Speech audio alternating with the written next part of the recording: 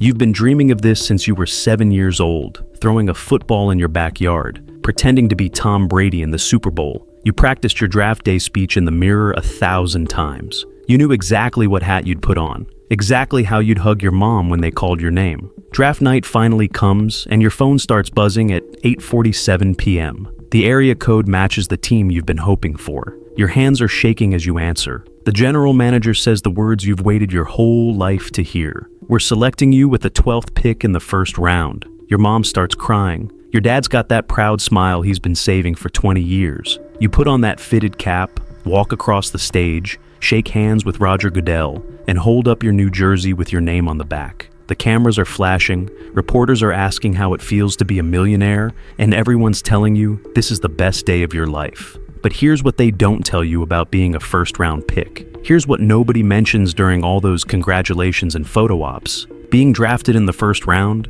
isn't the dream you think it is. It's actually a nightmare that's about to begin, and it starts the moment you walk off that stage.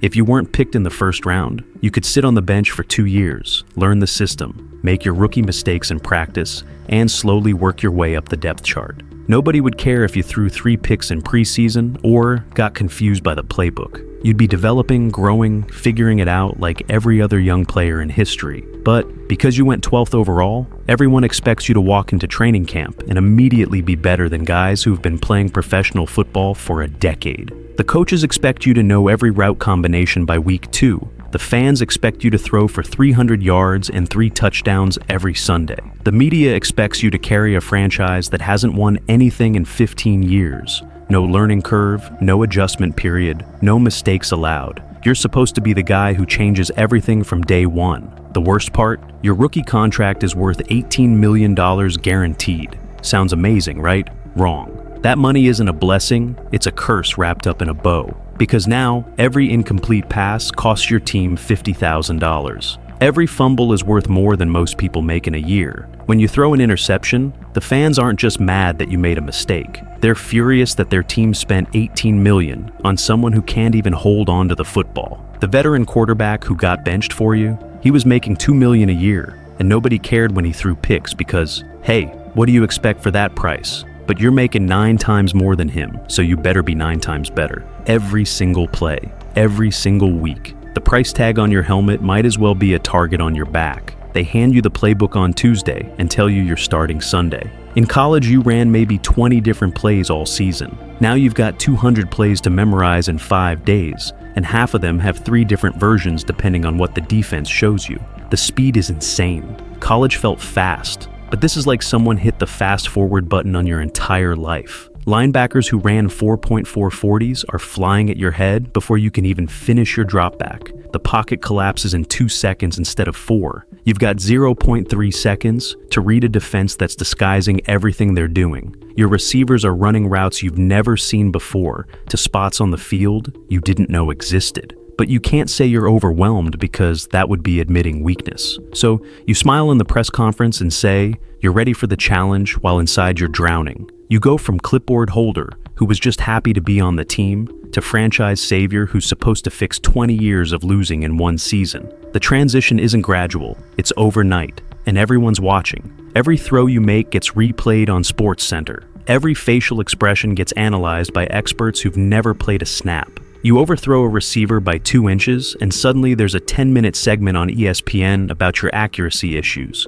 You take a sack because your left tackle got beat clean, and the headline the next morning is about your pocket presence. The 6th round pick from 3 years ago, he threw 4 interceptions last week and nobody said a word. But you throw 1 pick and it's breaking news. Your teammates joke around in practice and it's team chemistry. You joke around in practice and it's a lack of focus. Sports Talk Radio has a 2-hour debate about whether you looked confident enough walking to the podium. Twitter explodes every time you miss a throw in warm-ups. They slow down your mechanics frame by frame and find problems that don't exist. The cameras follow you to the grocery store. They zoom in on your face after every incomplete pass, looking for signs that you're cracking under pressure. Here's the brutal truth about being a first-round pick. You get exactly 1 year to prove you belong. Maybe 2 if you're lucky.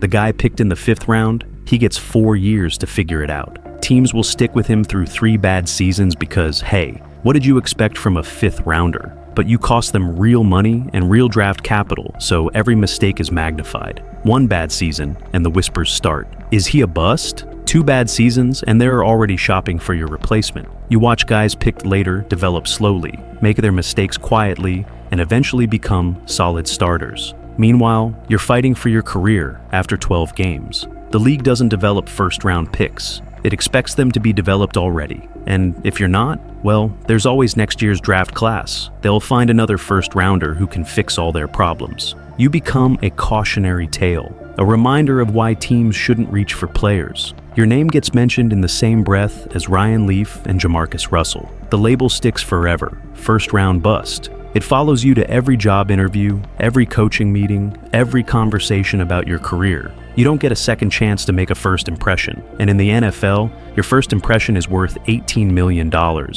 You walk into the locker room making more money than guys who've been grinding in this league for 8 years. Your left tackle is 31 years old, has 3 kids, a mortgage, and makes $3 million a year to protect your blind side. You make $18 million, and you've never taken a professional snap. He's supposed to sacrifice his body every Sunday so you can look good, but he's making less in 4 years than you make in 1. Think he's happy about that? Your running back has carried the ball 2,000 times. His knees sound like Rice Krispies when he walks, and he's making $2.5 million this season. You're the golden boy who's never been hit by a real NFL linebacker, the center who's been snapping balls since you were in middle school. He makes less than your signing bonus. These guys don't say it to your face, but you feel it in practice. The blocks come a half second late. The advice stops flowing. When you mess up a play call, nobody jumps in to help you figure it out. They let you fail. During team meetings, they're polite but distant. You're not one of them. You're the investment they have to protect, not the teammate they want to fight for. And when you struggle, which you will,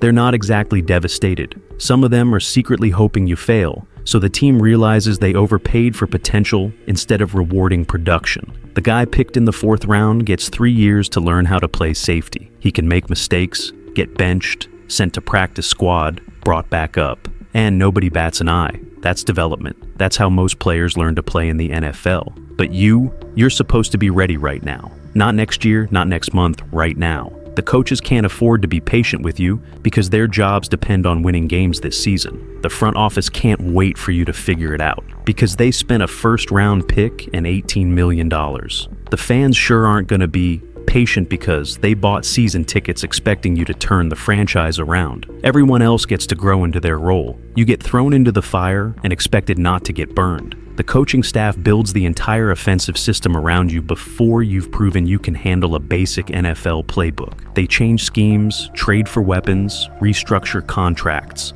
all because they're betting everything on you being great immediately. No pressure, right? Meanwhile, that same 4th round safety is quietly learning the position, making mistakes in practice, getting coached up, and 3 years later, he's a solid starter. But you don't get 3 years. You get 3 games to show you're worth the investment, and if you're not, everyone starts panicking. Let's say you actually succeed. You throw for 3,500 yards and 25 touchdowns your rookie year. Pretty good numbers, right? Wrong. The media says you should be doing that for what they're paying you. That's not exceeding expectations. That's meeting the bare minimum. The bar doesn't stay where it was, it moves higher. Next year you need 4,000 yards and 30 touchdowns. The year after that, you better make the Pro Bowl. Then it's playoff wins. Then it's Super Bowl appearances. Then it's multiple Super Bowls. There's always another level you haven't reached yet. Meanwhile, the 5th round quarterback who throws for 3,000 yards and 20 touchdowns gets called a steal,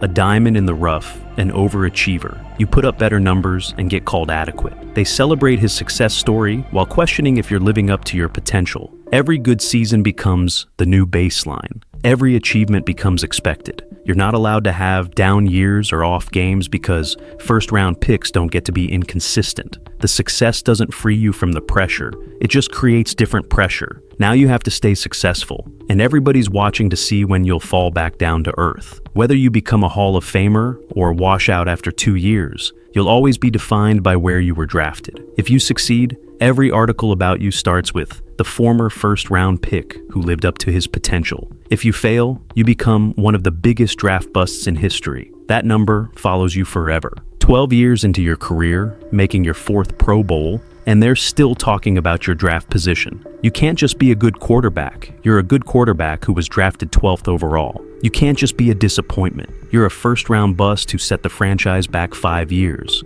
The draft position becomes your permanent identity. Other players get to reinvent themselves, overcome bad starts, surprise people with their development. You're stuck being measured against that one moment when your name got called on draft night. The expectations from that day follow you to every team meeting, every contract negotiation, every trade rumor. You're not just a player, you're an investment that either paid off or didn't. And everybody keeps the receipt. The guys picked in rounds 3 through 7, they get to develop, make mistakes, and build careers without the weight of the world on their shoulders. Nobody expects them to save the franchise. Nobody cares if they take 3 years to figure out the position. They get to grow into their roles, exceed expectations, and become feel-good stories. Meanwhile, you're fighting for your life from day one because someone called your name too early. They get to be pleasant surprises. You get to be expensive disappointments. They get multiple chances to prove themselves. You get one shot to justify your price tag. The cruel irony is that many of the best players in NFL history were picked later in the draft, but they got something you'll never have: the freedom to fail without everyone calling it a catastrophe. Being a first-round pick isn't a blessing. It's a burden that you carry for your entire career, win or lose.